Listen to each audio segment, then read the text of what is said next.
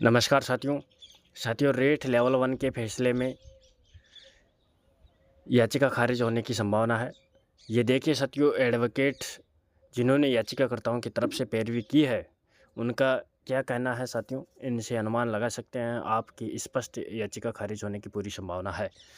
और इसके बारे में भी मैं कई बार चर्चा कर चुका हूँ कि याचिका खारिज क्यों होगी।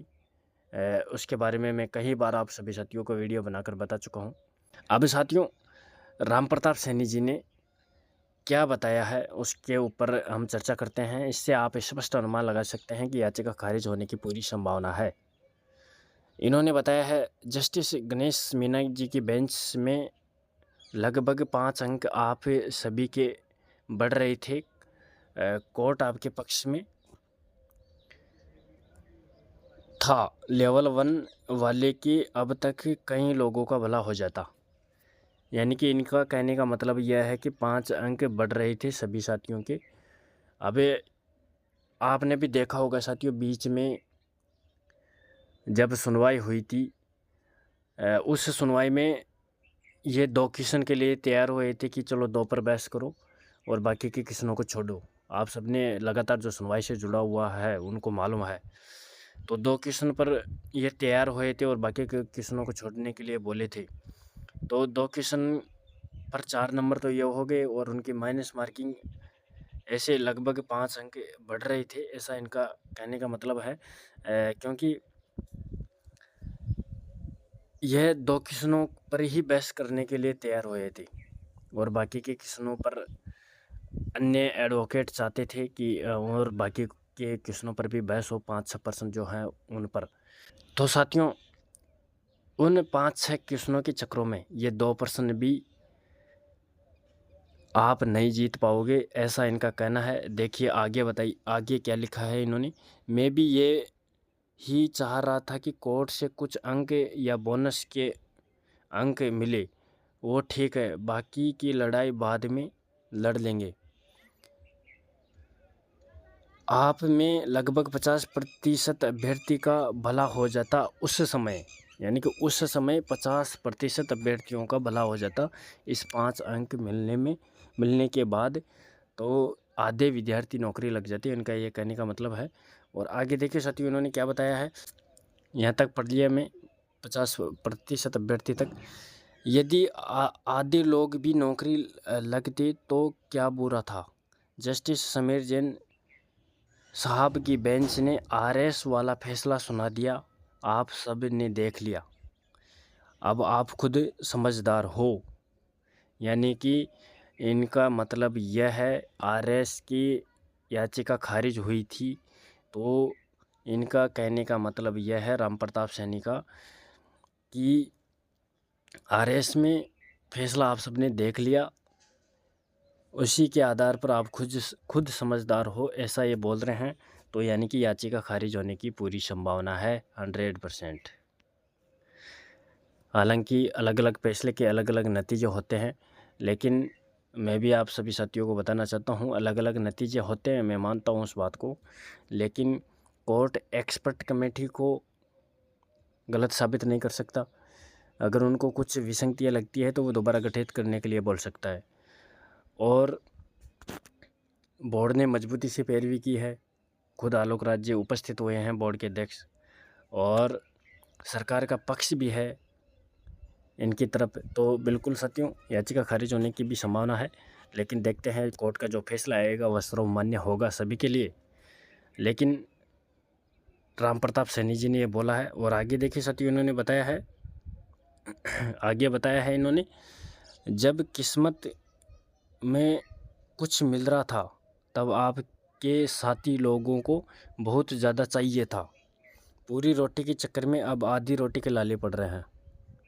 यानी कि ये 2% के लिए तैयार हुए थे सुनवाई करवाने के लिए तो अब 2% छोड़कर पूरी रोटी के चक्कर में पड़ रहे थे, लेकिन अब आधी रोटी भी नहीं मिल रही है, उनके भी लाले पड़ रहे हैं, इनका ये कहना है। तो इसमें साफ स्पष्ट याचिका खारिज दिखाई दे रही है इनके बयानों के अंदर।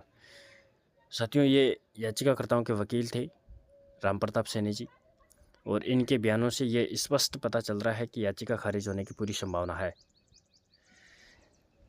लेकिन ये सब अनुमान है और जो फैसला आएगा सभी के सामने होगा। बिल्कुल अब ज़्यादा वक्त लगने वाला नहीं है साथियों। अप्रैल के फर्स्ट वीक तक की संभावना रहेगी कि फैसला सुनाया जा सकता है और उसके बाद में जो भी अपडेट होगी हम आप सभी साथियों को बता देंगे साथियों। याचिका खारिज होती है या पर्सन मिलते हैं या कुछ भी होता है, कोर्ट का जो फैसला आएगा सर्वमान्य होगा, लेकिन पूरी संभावना याचिका खारिज की है। और मैं हमेशा से बताता आ रहा हूँ आप सभी साथियों को वीडियो बनाकर, और बीच बीच में जो भी एडवोकेट्स बताते रहते हैं उनके बारे में भी मैं आप सभी साथियों को पेश करता रहता हूं। तो बिल्कुल आप देख सकते हैं ये राम प्रताप सैनी जी का स्पष्ट कहना है कि गणेश राम मीना की बेंच में 2 प्रश्नों के लिए हम सुनवाई के लिए तैयार हुए थे, लेकिन कुछ एडवोकेट्स तैयार नहीं हुए। सभी प्रश्नों पर बहस करना चाहते थे, 5-6 प्रश्नों पर, उसके चक्रों में ये 2 प्रश्न भी लाले पड़ रहे हैं, उनका ये कहना है। तो इसमें स्पष्ट याचिका खारिज होने की संभावना दिखाई दे रही है और इन्होंने आरएस भर्ती का भी उदाहरण दिया है। तो इसी तर्ज पर आप खुद अनुमान लगा सकते हैं साथियों, पूरी संभावना है और याचिका खारिज होने की। और जो भी होगा कोर्ट फैसला देगा, सर्वमान्य रहेगा सभी के लिए। अब मैं कुछ और यह भी कहना चाहता हूँ, जो लेवल 2 के कुछ विद्यार्थी है जो लेवल 1 में याचिका बनवाते हैं साथियों, उनके चक्रों में फंसना नहीं है। उन्होंने लेवल 1 में पेपर नहीं दिया है,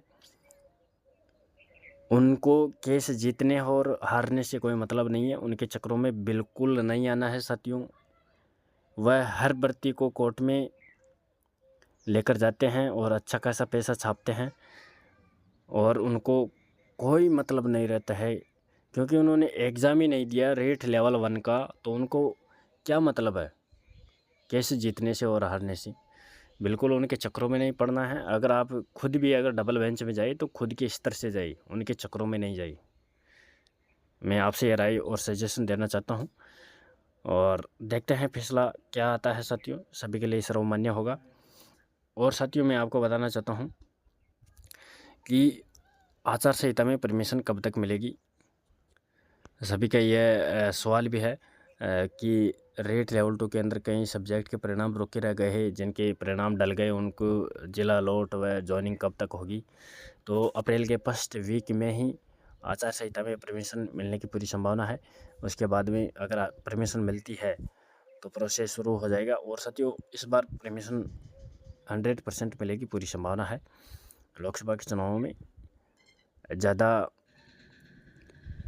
मतलब आप परेशान नहीं करते हैं, परमिशन दे देते हैं साथियों। पिछली बार भी दिए थे तो इस बार भी देंगे। विधानसभा के चुनावों में नहीं दिए, लेकिन इस बार ज़रूर देंगे साथियों। तो जो चैनल पर पहली बार हैं, चैनल को सब्सक्राइब करके भी ज़रूर जुड़े, ताकि हम जो भी नया वीडियो डालें उसका नोटिफिकेशन आपके पास तुरंत पहुँचे। इसलिए चैनल को सब्सक्राइब करके भी ज़रूर जुड़े। थैंक यू दोस्तों, मिलते हैं अगले वीडियो में, तब तक बने रहेगा हमारे चैनल पर। Thank you.